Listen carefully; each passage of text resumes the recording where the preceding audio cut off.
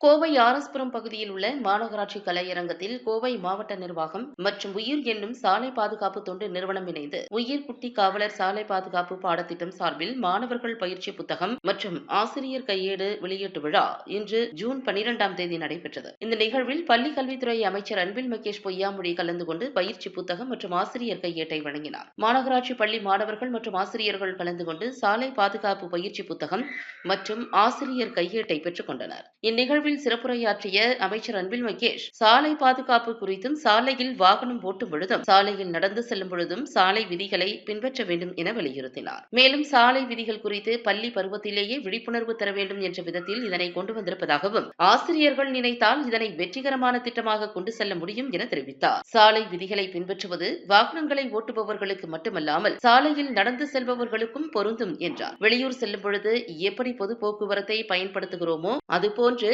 நம்மூரிலும் பொது போக்குவரத்தை பயன்படுத்த வேண்டும் என கேட்டுக்கொண்டார். பள்ளிகளில் பாடங்களுக்கு மட்டும் முக்கியத்துவம் அளிக்காமல் இதுபோன்ற விஷயங்களுக்கும் மாணவர்களுக்கு விழிப்புணர்வு அளிக்க வேண்டும் என கேட்டுக்கொண்டார். நிகழ்ச்சியின் இறுதியில் குஜராத் விமான விபத்தில் உயிரிழந்தவர்களுக்கு மௌனாஞ்சலி செலுத்தப்பட்டது.